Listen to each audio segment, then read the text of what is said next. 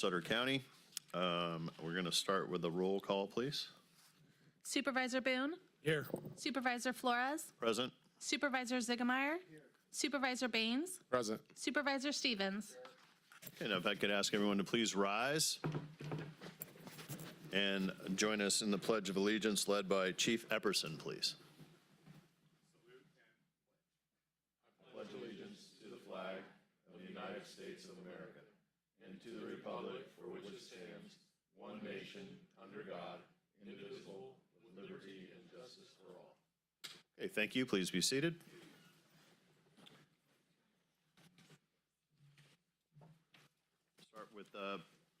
Start with public comment. Members of the public will be allowed to address the board on items of interest to the public that are within the subject matter jurisdiction of the Board of Supervisors. State law provides that no discussion or action may be taken on any item not appearing on the posted agenda. Madam Clerk, I'll ask if there are any. Okay, there being no public speakers, we'll open up a public hearing and we'll begin with item number 1. Conduct a public hearing on the Sutter County fiscal year 25-26 tentatively approved budget and provide direction to staff on any adjustments to be included prior to budget.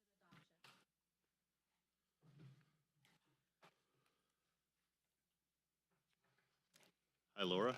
Good morning, Honorable Chair and board members. I am Laura Granados, Deputy County Administrator. I'm here with Jamie, who's the other Deputy County Administrator, to go through the budget hearing with you today. So here we are in the budget process. We've gone over all of these different items with you, but just a real quick recap where we are. We began in December when your board approved the budget calendar. On April 29th, the board had a budget study session conducted at 6 p.m. And June 6th, the budget was published and made available to the public at both the library and the county administrator's office. On June 10th, the recommended budget was submitted to the board for any of your feedback. And on the 24th, you tentatively approved the 25-26 budget so that we could continue business effective July 1. So here we are on August 19th for the budget hearings and budget adoption, including any changes as a result of these hearings, will be presented to you on the consent calendar of the September 9th meeting at the normally regular held meeting there at 3. So this is a summary of the adjusted budget. We came before you on June 24th and you approved the $518,260,304 budget. And that is the combined of all the different function areas, the combined budget for each area. What we have included for you today at the budget hearing is all the budget adjustments. Some of these adjustments have come to you before through minute track items, and you have approved those. And some of these budget adjustments are re-budgets. So they're projects that didn't finish in 24-25, and we need to have those same funds rolled over into 25-26 so we can continue those projects. And we'll go over all those in detail for each functional area. And Jamie will start the process. Okay, thank you, Laura. Hi, Jamie. Good morning, Honorable Chair and board members. So Section A of the budget book includes agriculture by County Farm Advisor, library, the museum, and veteran services. At the end of June, appropriations were tentatively approved at $6,587,632. Re-budget adjustments for agriculture department due to the delays in equipment production and supply chain issues is $24,134. Re-budget adjustments for the library for grant funding that was expected to be spent by June 30, but needs to be included in fiscal year 25-26 to be fully spend the grant. And then the total adjustments of this is $6,637,687. So that concludes the budget information for Section A, Agriculture, Culture, and Education. I'll turn it back to the board for public comment. Okay, Madam Clerk, do we have any public comments on this section? Okay, then I'll come back to the board for any discussion or questions. Supervisors, do you have any Questions or discussions on ag? Section A, okay, then I will entertain a motion if you don't have any questions. Motion to approve. Second. Okay, we have a first by Supervisor Ziegemeier, a second by Supervisor Boone. We'll have a roll call vote, please. Supervisor Boone? Aye. Supervisor Flores? Aye. Supervisor Ziegemeier? Aye. Supervisor Baines? Aye. Supervisor Stevens? Okay, we'll move to the next item. Among the departments included in Section B of the budget book are development services, engineering services, environmental health, roads, and water resources. At the end of June, appropriations were tentatively approved at $31,269,915. Rebudget adjustments for the road department to purchase a DTC thermoplastic trailer with additional equipment is a combined total of $270,000. Total including adjustments is $31,539,915. That concludes the budget information for Section B, Development Services. I'll turn it back to the board for public comment. Okay, thank you, Jamie. Madam Clerk, do we have any public comment? Okay, there being no public comment, I'll bring it back to the board for questions or discussions. There are no questions or, oh, you have one. Okay, great. Supervisor Stevens? What is a thermoplastic trailer? What are we buying? What is a thermal plastic framer? I'll hand it over to Hopefully it's not Mr. a Hayes. left-handed smoke shifter.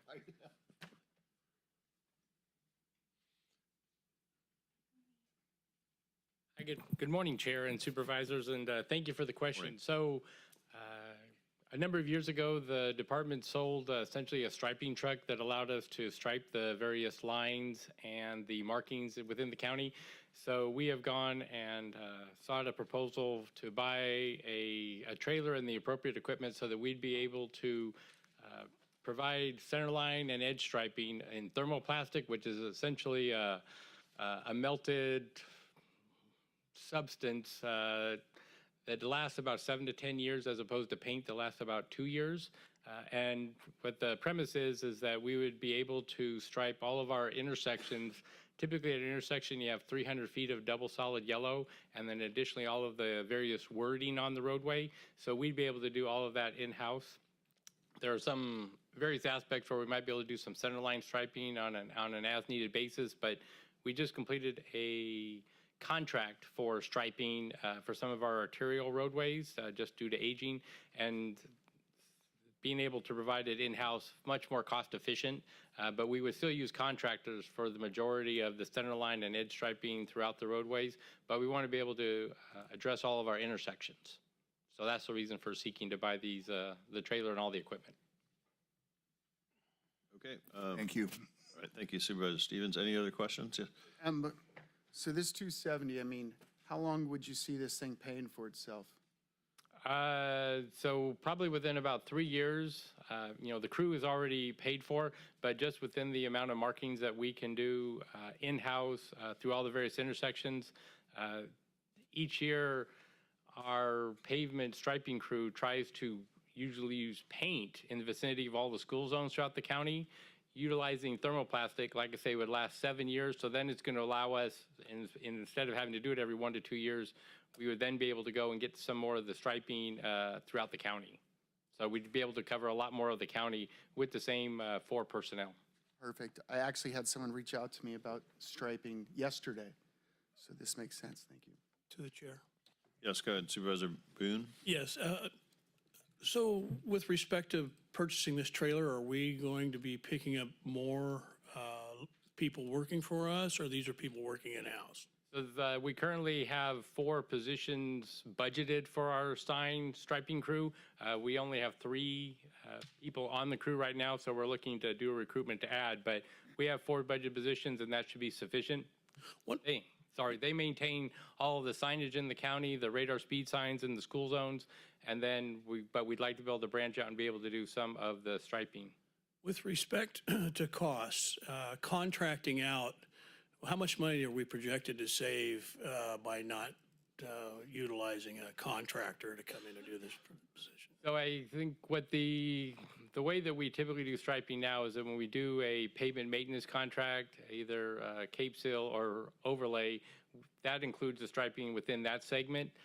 For the most part, the county has, I'll just say, roughly about 600 miles of paved roadways, and that striping has not been maintained probably for at least 10 to 15 years. And so I would say it's, from a cost saving standpoint, it's that we have just been deferring that maintenance and not providing it at all. And so this is an opportunity to begin to try to address the deferred maintenance, starting with initially the intersections. Because the intersections have so many extra lines, like I say, there's typically a double solid, there's stop bars, and then there's always edge lines. It adds a lot of cost in those areas. For example, just to paint as the word stop. So it costs $9 a square foot, and it's 22 square feet. So it's just shy of $200 just to paint every stop word in the county. And so and that's not being done on a regular basis, but from a traffic safety standpoint, for visibility, weather conditions, rain, fog, it would be good for us to be able to do that. And this is what's going to allow us to do it with our in-house personnel. Thank you. That's through the chair. Yes. So instead of doing this in front of like the elementary schools in my district, we'd be able to do this literally about every 6 to 7 years. Instead Right. of doing it every year. Right, so we would, begin to go through all of the various intersections and certainly all the school zones, but as we do the school zones once, then it's going to last for 7 years. So then the crew that would be spending the time doing the school zones every year will be able to go and get out to other parts of the county. And that's the whole concept.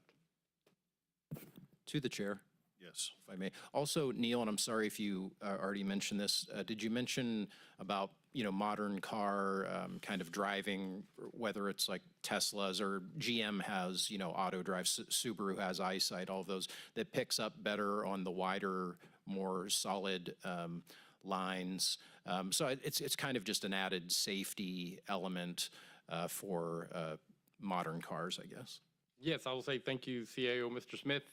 So Caltrans has adopted a standard of 6-inch lines, if you'll notice, on either state highways throughout, and that's because the self-driving features of most automobiles, they actually need a 6-inch wide stripe. So that's become kind of the new standard within California. So another reason, and so it's additional more material that then need to be placed either by contractor or by personnel for that work. Okay. Any further questions? I make a motion to approve. Okay. Second.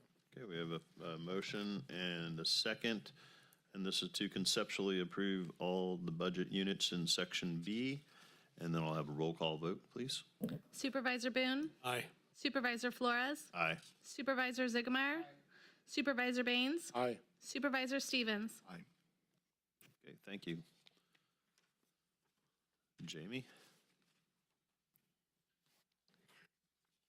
Thank you, Board and Mr. Hay. So among the departments included in Section C of the budget book are the Board of Supervisors, County Administrator, County Council, Auditor Controller, Treasurer Tax Collector, Assessor, Clerk Recorder, and Elections, just to name a few. At the end of June, appropriations were tentatively approved at $78,458,580. Several items were already taken to your board for approval, as shown by the agenda item number. In addition, there's a rebudget for the clerk of the board's other pay to equal $330,011 in total adjustments. Total including adjustments is $78,788,591. That concludes the budget information for Section C, General Government. I'll turn back to the board for public comment. Okay, thank you, Jamie. Madam Clerk, do we have any public comments? Okay. Then there being none, we'll bring it back to the board for any questions. To the chair. Yes, Supervisor Boone? Quick question with all this hoopla with the gerrymandering and then the redistricting of our areas. I wondered, we're going to probably, if this happens to go through, do we have like a safety budget somewhere, some money hidden so we'll be able to pay for this? Or is this all going to be paid by the state, or does anybody know that question, that answer? CAO, do you have an answer to that one? At this time, I don't believe we have money set aside. We always have the county's contingency budget, which I'm not sure, what is it for this year? Is it $1 million? It's $1.8 million. Okay. 1.8 or 1,008,000? Yeah, okay, just making sure.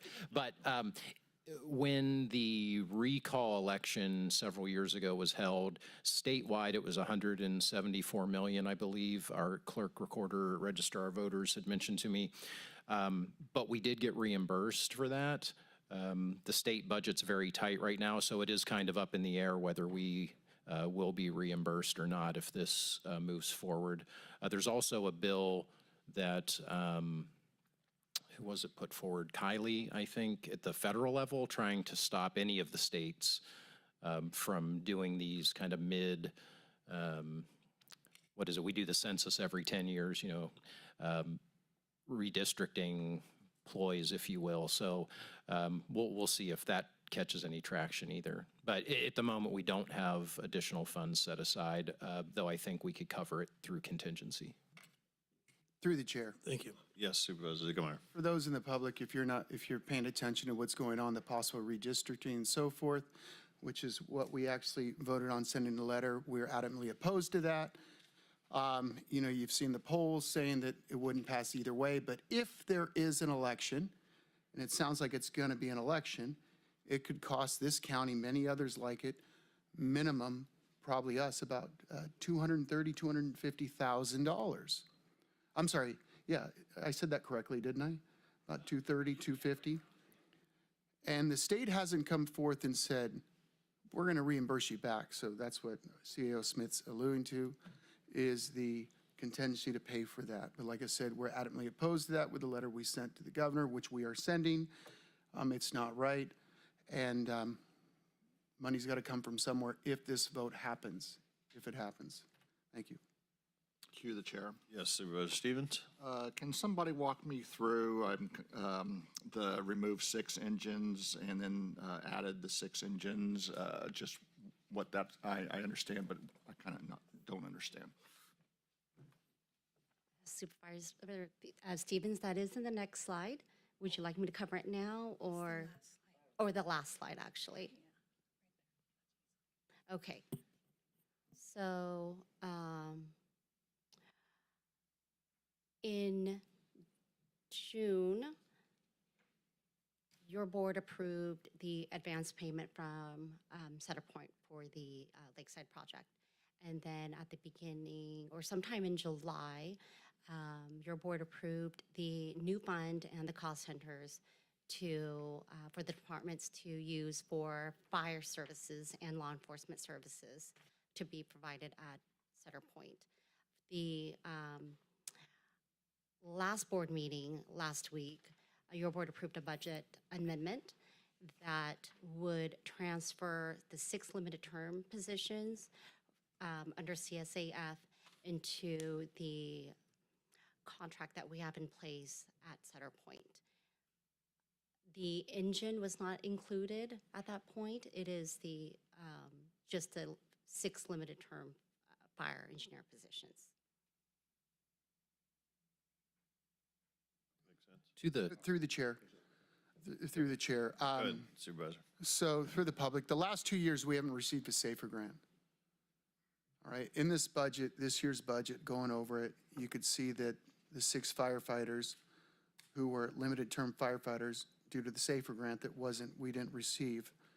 Well, with Wind Communities and Sutter Point taking on that project, they agreed to take on the 6 paid firefighters, limited term firefighters, and what best to have 6 firefighters that are training in Sutter County. So when the development is finished, you have your 6 firefighters already trained, which benefits us here and benefits there. So, and this is also part of that. The fire truck's not part of this, though. Fire trucks, and we spoke about a fire truck's being paid for 100% by Sutter Point Development, not by us here. Thank you. To the chair, if I may. Sure. Thank you. I can add some background to this. explanation as well. Thank you, Deputy CAO Yang and Supervisor Zickenmeyer. So when CSAF, which is County Service Area F, is the one county service area with full-time firefighters. And the city of Live Oak pays the majority, 86% of the fire department there. We cover the additional 15 or so percent for the in concept for the surrounding areas in the county around Live Oak. It also covers CSAF is the Sutter station and then the Oswald Tudor station on Berry Road. So CSAF was formed by a consolidation of CSA-A and CSA-B in, I think in 1996, I believe, and then in November 4th, 1997, but who's counting days, there was a special tax approved. That special tax was for CSAF specifically to provide what is essentially one staff 24/7 per station. Now, I'm not certain on the city of Live Oak, and we have some of our fire staff here that could comment on it, but as far as the Sutter and Oswald Tudor stations, there's traditionally been one firefighter. I think there were times over the years, and I got this from talking to former chiefs and folks, and again, feel free to comment on this, any of our staff here. But so traditionally there was one. In 2019 or I think it was 2019, we got the SAFER grant, and that was for 6 positions, these 6 limited term positions you're seeing here on the slide. So that allowed us to have 2 firefighters on every shift at both the Sutter and Oswald Tudor fire stations. So that grant is a 3-year grant, and it was running out in 2022, I think. But with CARES Act funds, with forgiveness of some loans for the fire station, with help purchasing a fire engine, and then with the ARPA funds, which were both CARES Act and ARPA were federal funding related to the COVID-19 pandemic. So that's how we've been able to maintain those 6 firefighters, or it would have reverted back to 1 firefighter per station. However, safety standards are such that most urban level service fire stations have 3 or more firefighters per shift. So Yuba City, I believe, has 3, and with their SAFER grant has 4. Bigger cities even have 5 at times. So the firefighters themselves do not like working alone, and I don't blame them for that. I don't want them having to work alone. It's very difficult to recruit and keep volunteers, and the volunteers we do have happen to often be CAL FIRE firefighters who are helping out. But there are so many certifications required to become a volunteer that it's difficult to maintain enough volunteers to help out when you have 1 person for fire per shift, per engine. And over the years, our workers' comp, for example, went from around $40,000 a year to about $500,000 a year, because they're working alone, they're hurting their backs, lifting people, they're falling off fire engines, no one's there to help them. So part of this issue, when these folks were still being funded and by ARPA, and the ARPA funds have run out, the developers in Sutter Point, where there's going to be a station constructed and have 2 or 3 firefighters per shift, they agreed, hey, it would be cheaper for us to keep funding these guys who are already trained than to recruit and go out. So it was a great segue, if you will, into keeping these firefighters employed. But in the long term, they're going to move to Sutter Point when a station is constructed, which I'm guessing will be 6 to 12 months, just depending. So that is a problem we're going to have to address in the staffing of the Sutter and Oswald Tudor stations. Now, over the years, the Board of Supervisors has committed nearly $5 million to maintaining, through those funds that I mentioned, ran a tax measure in 2022 that would have solved the problem. And there was also a citizens initiative that got started, but unfortunately didn't qualify for lack of signatures for the ballot. So we're weighing options moving forward, but I just wanted to make sure that the public and staff were aware of that situation. We've talked about it for years, but it never hurts to provide additional information. Okay, thank you for that thorough explanation. Cue the chair, please. Yes, good. Supervisor Stevens? Thank you, Jamie and CEO Smith, but, and I'm sorry, I'm maybe just not understanding, but as far as the budget items, we're taking out $693,000 and out of, and I understand we're just moving it, but where's the discrepancy, the 693 and the 909? That's what I'm just wondering about, is are we taking it out over here and putting it over here, and adding to it?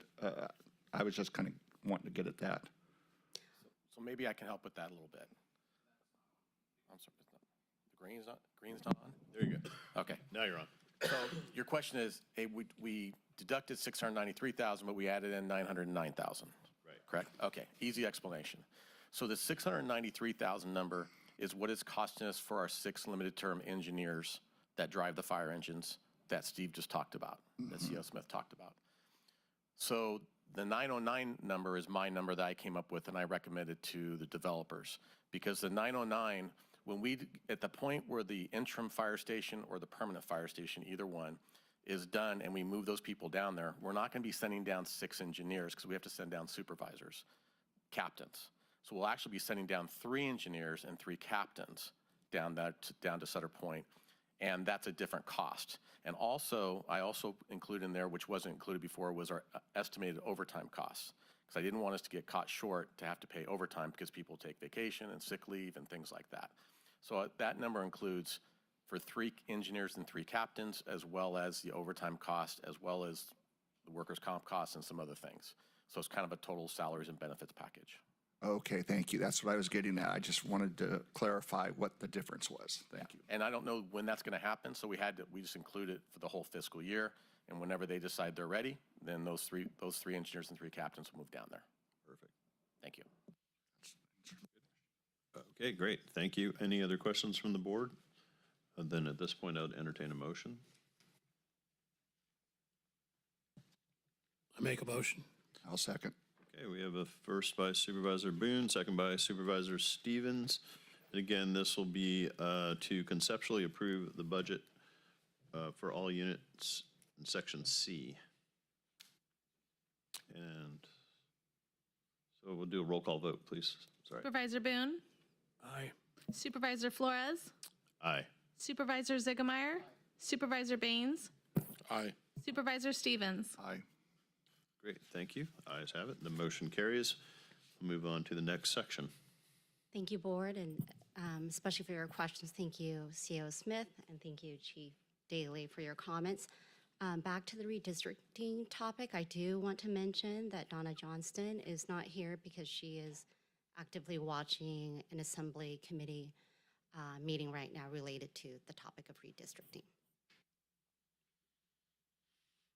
So among the departments included in Section D of the budget book are the General Services Administration Department, Parks and Recreation, Building Maintenance, and Fleet Management, including IT and Veterans Memorial Building, just to name a few. At the end of June, appropriations were tentatively approved at $12,761,809. Re-budget adjustments for building maintenance items that exceeded original budget estimates for the sheriff and jail equals $47,318. Total including adjustments is $12,809,127. That concludes the budget information for Section D, General Services. I'll turn it back to the board for public comment. Okay, thank you, Jamie. Madam Clerk, do we have any public comment? There being no public comments, I'll bring it back to the board for questions or discussion. a motion? I'll make a motion to approve. Okay, we have a first by Supervisor Stevens and a second by Supervisor Ziegemeier. Again, this is for a roll call vote to conceptually approve all budget units for Section D. Supervisor Boone? Aye. Supervisor Flores? Aye. Supervisor Ziegemeier? Supervisor Baines? Aye. Supervisor Stevens? Aye. Okay, ayes have it. Motion carries, and we'll move on to the next item. Hello, Laura. Hello. Among the departments included in Section E are Health and Human Services, Bi-County Behavioral Health, Public Health, Jail Medical Services, and Homeless Services, just to name a few. At the end of June, appropriations were tentatively approved at $207,327,676. There were 3 adjustments that were approved by your board between July 1, 2025 and August 12, 2025. And then 1 rebudgeted item where there was an extension for the CYBHI Round 2 grant. So the total adjustments are $1,125,145, making the total adjusted appropriations $208,452,821. And I'll return it back to the board for public comment. Okay, Madam Clerk, all right, no public comments, and we'll bring it back to the board for any discussion.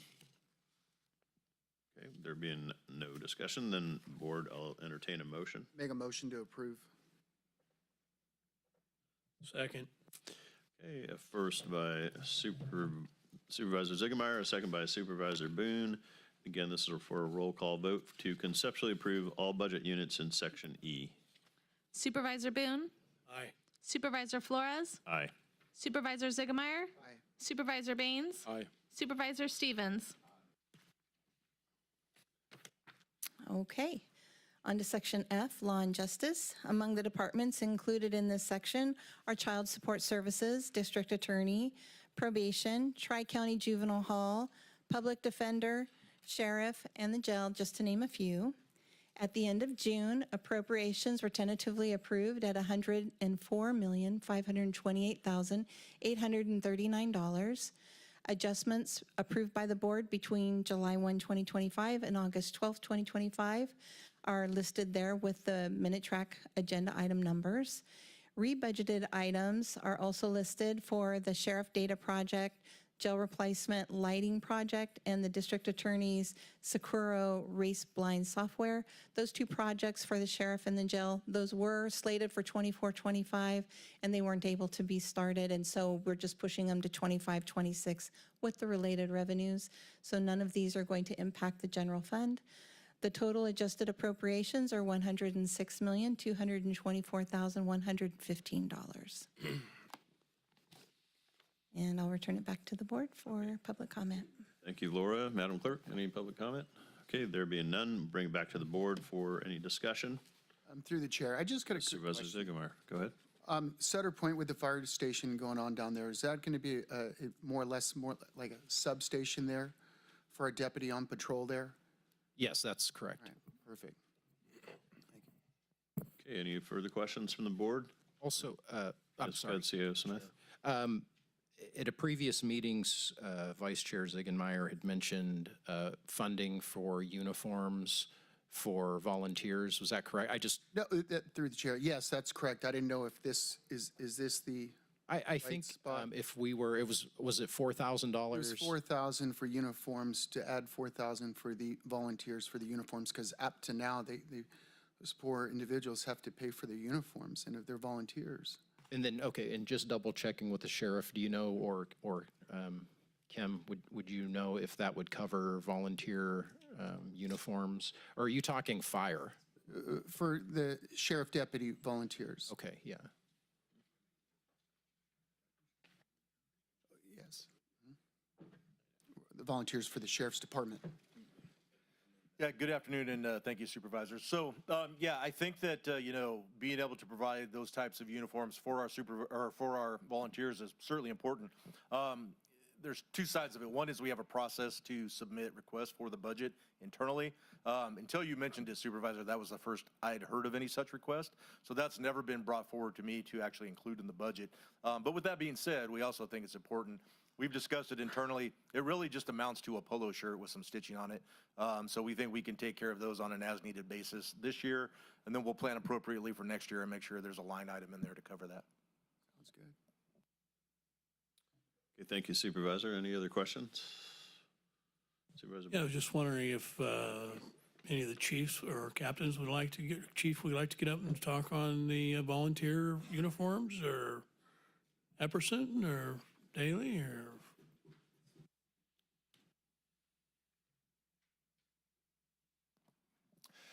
Hello.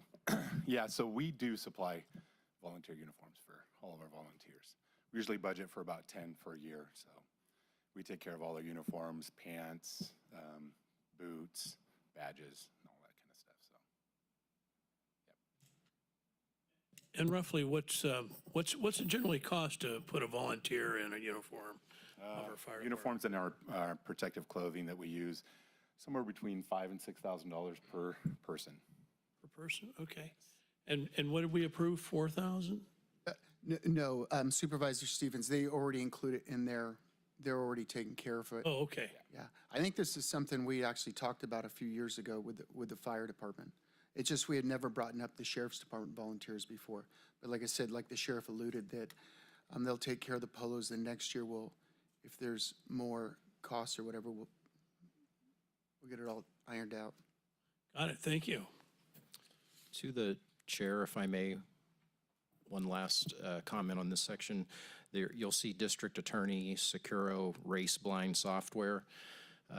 That is from a state mandate that, which we have submitted an SB 90 claim for reimbursement on, and we'll see if we being counties ever get reimbursed for this. But there was a study done, this is from talking to District Attorney Dupre. There was a study done on race blind charging.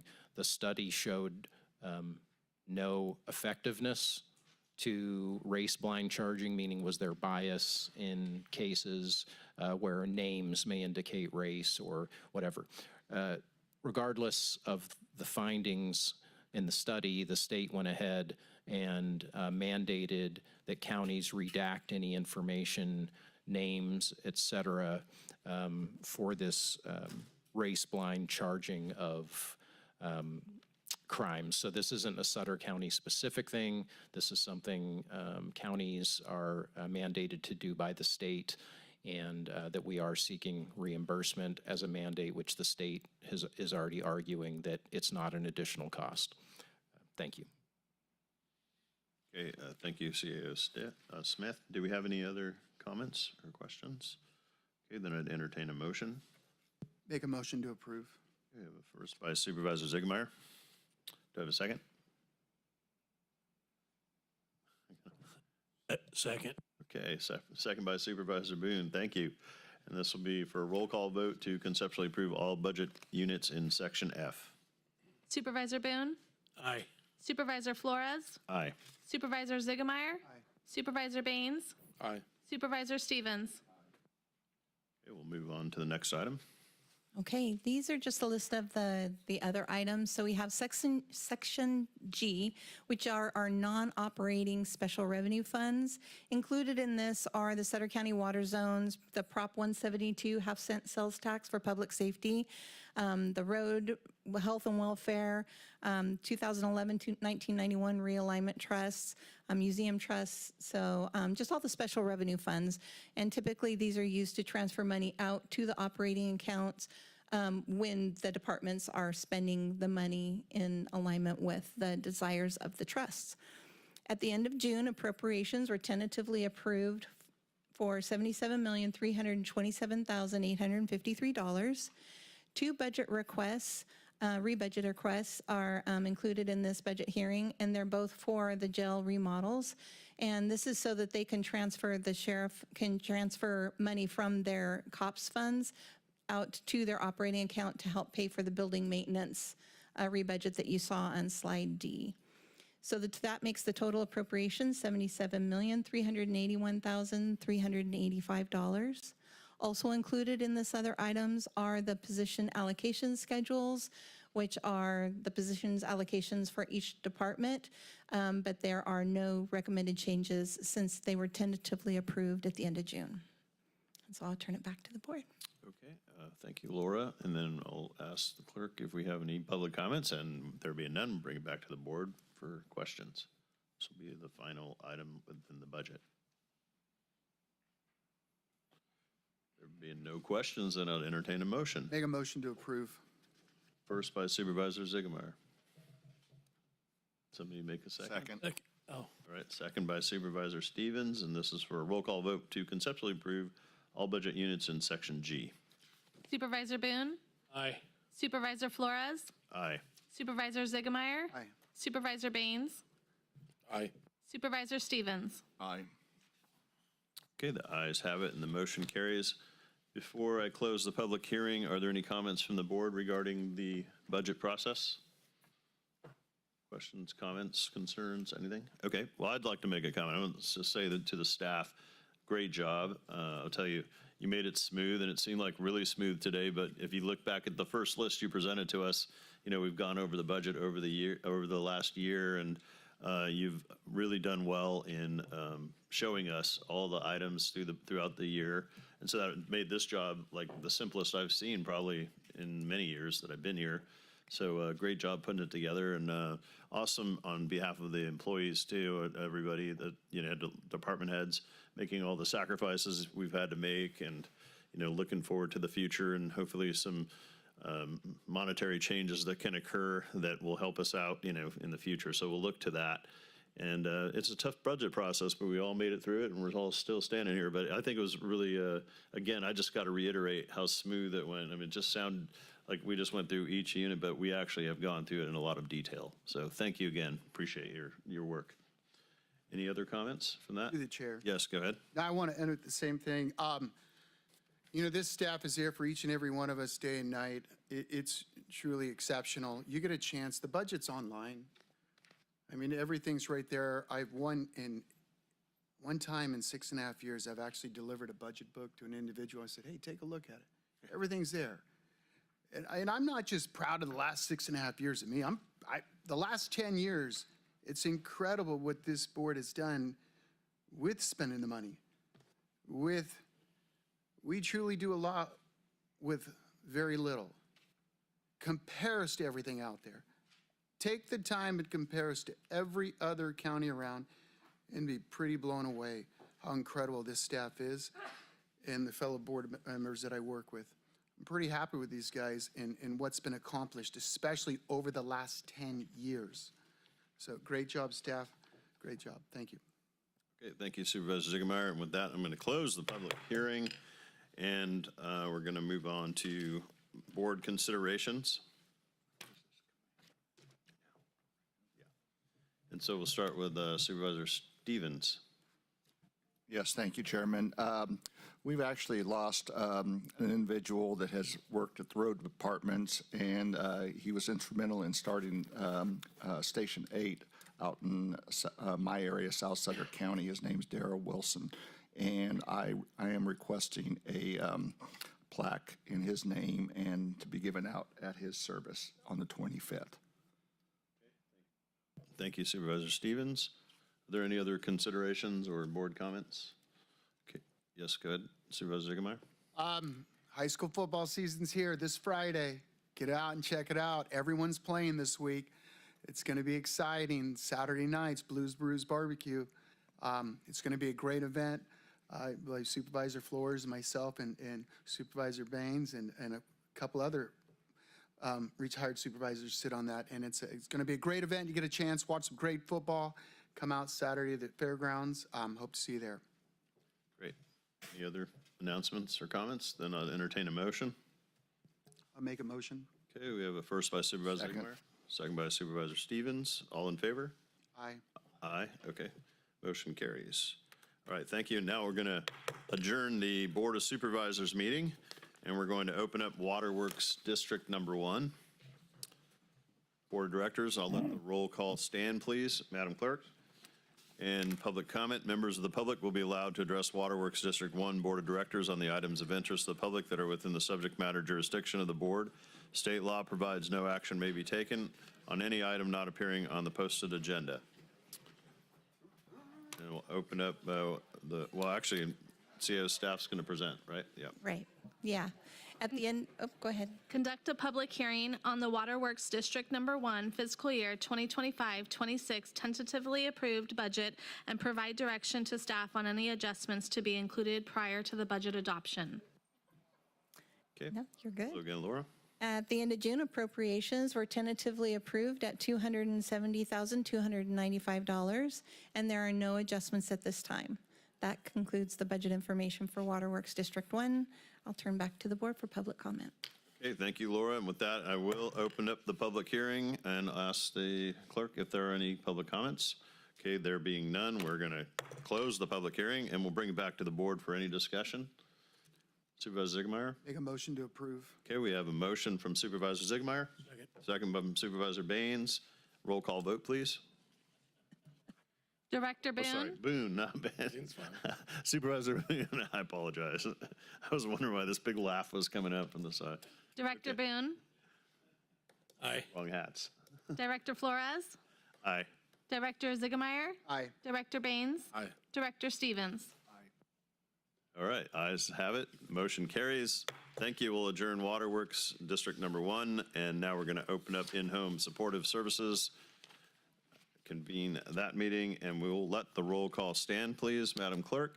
And the public comment is members of the public will be allowed to address in-home supportive services, public authority, board of directors on items of interest to the public that are within the subject matter jurisdiction of the board. State law provides that no action may be taken on any item not appearing in the posted agenda. And with that, I'll go to the Conduct a public hearing on the In-Home Supportive Services Public Authority fiscal year 25-26 tentatively approved budget and provide direction to staff on any adjustments to be included prior to budget adoption. Okay, at the end of June, appropriations were tentatively approved at $1,344,322. There are no adjustments at this time, so that includes the budget information for in-home support services. I'll return to the board for public comment. Okay, thank you, Laura. With that, I'm going to open up the public hearing. Are there any comments from the public, Madam Clerk? Okay, there being none, we'll close the public hearing and we'll bring it back to the board for any discussion or a motion. Motion, entertain. Okay, we have first by Supervisor Ziegemeier and a second by Supervisor Boone, not Baines. And then we'll ask for a roll call vote, please. Director Boone? Aye. Director Flores? Aye. Director Ziegemeier? Director Baines? Director Stevens? Aye. Okay, the ayes have it. The motion carries. At this time, we're going to adjourn the meeting for in-home supportive services. And with that, this concludes our budget and 2 meetings. So very good job. Well done. Thank you. Everybody have a wonderful day. Thank you.